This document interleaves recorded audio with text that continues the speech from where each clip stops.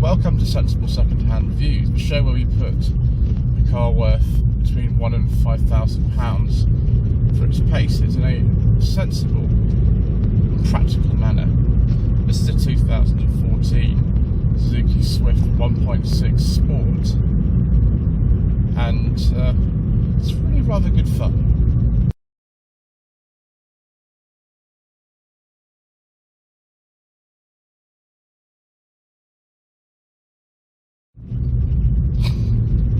So the fourth generation Suzuki Swift, the current one is the fifth generation, was launched in 2010. A facelift occurred in 2013, but it was produced until 2017. The engine is available in our market, where a 1.2 with 92 horsepower, later reduced to 88 horsepower with the arrival of a dual jet version. That was due to Euro 6 emissions regulations, and then this 1.6 in the sport version with 134 horsepower.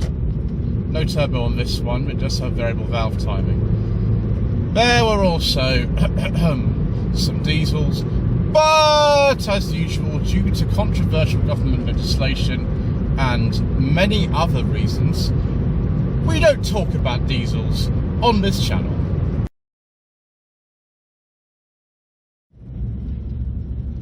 Trim levels available in fourth generation Suzuki Swift were SZ2, SZ3, SZ4, SZL, and Attitude.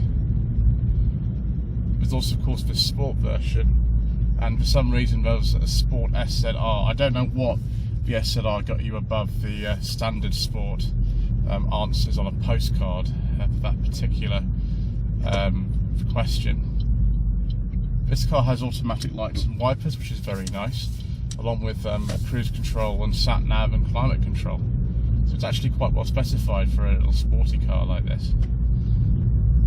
It's quite comfortable as well. The seats are a little bit narrow, but if you are of the youthful persuasion, then that might not particularly dissuade you from anything. Right, I should come back to you when I've managed to get out of this roundabout.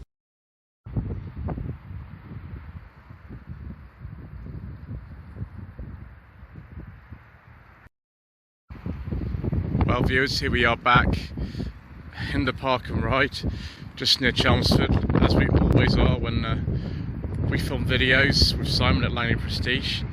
Simon apologises for the state of the car. Literally, it's just come into his stock, and he hasn't had time to prepare it before I be for a drive. It will be fully valeted, and some minor things will be addressed before it goes on proper sale. I apologise also for the wind. There's not an awful lot I can do about that, I'm afraid. I'll just point out at the rear of here, the car's got dual exhaust, which is it's pretty nice, and a diffuser at the back. If we open up the boot, one of the main things to be aware of with this car is the boot is quite small. It's 211 litres of space, which puts it as a big smaller than something like a Volkswagen Up. That's about 251. Much smaller than the Hyundai i10 of this generation at about 252.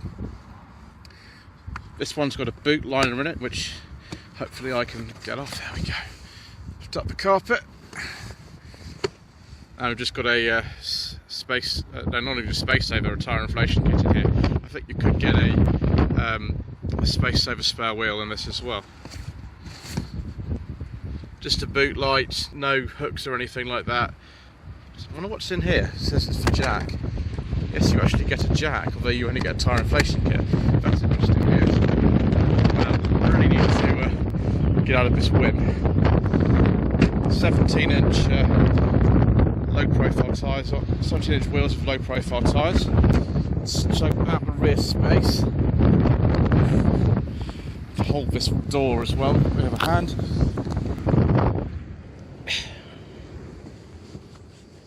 The doors are not very heavy on this car at all, they're quite light. They just keep the weight down though. Nice smell.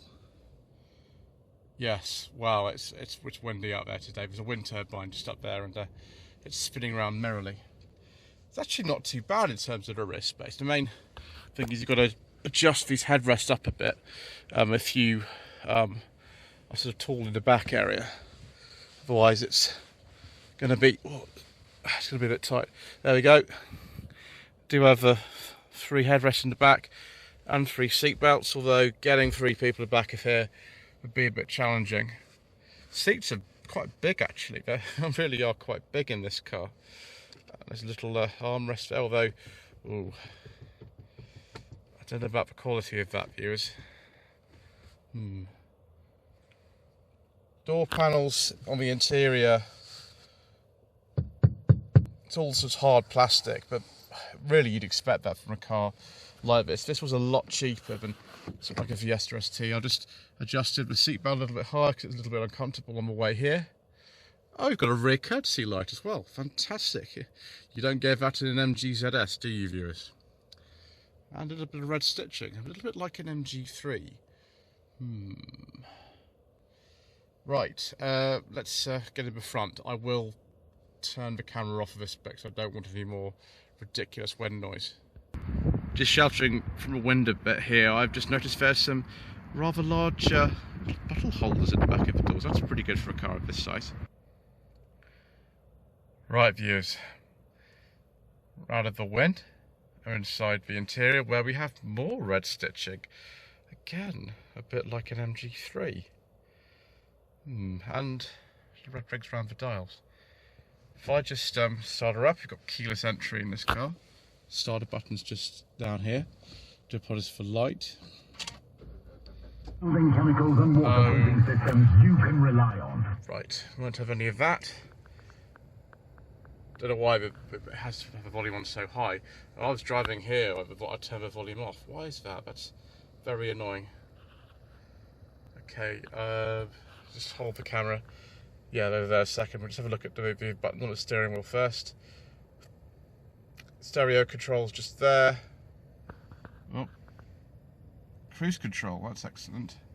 It's not a flat bottom steering wheel, but it is very sporty looking. Telephone controls are just down there. This has a 6-speed gearbox. Reverse is down over there, which is interesting.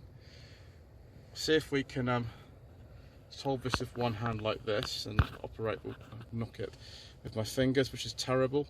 If I put the sun visors down, will that actually help a bit? It's not great, but I'm afraid this is going to have to do, viewers. I do apologise. There we go. So this is the stereo system. I think if we press that, how do we get to the main menu? Oh, sat nav is that one. Okay, we can take a look at the map. And there we are, just in the park and ride, just near Chelmsford. Phone's not connected. Stereo was there. I think you can then put media because we've got radio, CD, Bluetooth, USB, SD card aux input, and DAB radio. SD card slot's just there, and it has a CD player. Right, now that's better. I'm so sorry about that, viewers. It's just the way that it goes. We've got the climate control here. It actually is climate control in this car. Demister and sort of automatic in mode. Down there, the 12-volt socket, the USB. Big kind of place to put your stuff, a massive sort of cup holder thing. As I said, this car will be properly cleaned when it actually is put on sale. It's not been put on sale yet. See if my secret mission documents go into the glove box. Why does this keep happening, viewers? Right. There we go, that's better. We'll just have to leave them down there. Right, just put the camera in place about there. But you can see I'm just touching the dash. It's all hard plastic. It's not the best, really. Yeah. Nothing's broken or anything on here, so it... Ooh, that does not feel nice. Yeah. Yes, they are quite reliable cars actually, these. It's just some of the interior fixtures and fittings just don't feel very nice. Okay, let's switch her off. Just taking in down here the controls for fog lamps. Is that some kind of fog lamp washers? Or headlamp washers? We shall see, viewers. What I do know is that we've got heated mirrors in this car. Interesting. Let's go and have a look at the engine. Here we are, viewers. It's 1.6, a normally aspirated engine with 134 horsepower. I do apologise for my shadow being in the way. This massive plastic cover means you can't really see an awful lot. That just looks like someone's been spilling oil where they've tried to pour it in. Coolant reservoir is just down here. There is the battery. Looks straightforward enough, really. I think that must mean this has got headlamp washers. Those little things must come out. Again, I do apologise that this isn't in the best state of cleanliness. It will be cleaned up just prior to being put on sale officially. I think it's time to sample some more of this engine's capability and to go back out for a drive.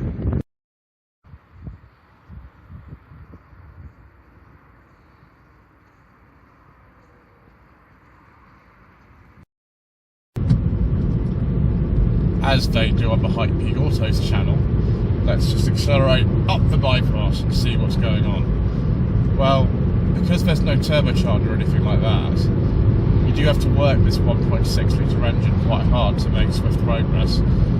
It's a very bad joke, but it's actually quite composed of speed. It's not too bad. You can feel the suspension is a little bit further than a standard Swift would be, but that's really no surprise. Also, this car has actually got telescopic adjustment for the steering wheel, which is remarkable for the car of this size and price.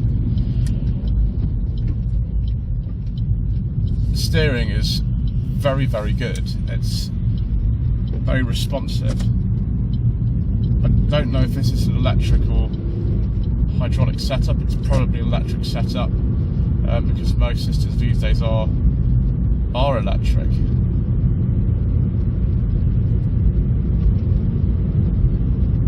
Certainly these country roads in Essex, it's actually quite good fun to drive.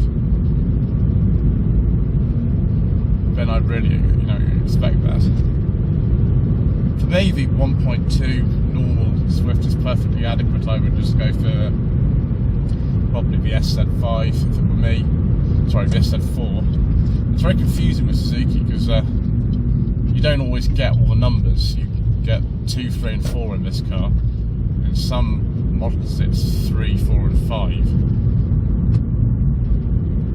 I sourced an SZ4 1.2 engine for a client actually earlier this year, and they seemed pretty happy with it. It was a very nice, easy car to drive, particularly around town. And the 5-speed gearbox for some reason feels better than this 6-speed. Don't really know why. It doesn't seem to make any sense, but there we go. Right, time for a little bit more swift progress. Oh yes, handling very, very good. Very good indeed. Bit bumpy, but I need to expect that with suspension setup in this car. Right, unfortunately my fun is about to end, because I've got to take this back to Simon. But before we do that, we can come to some swift conclusions.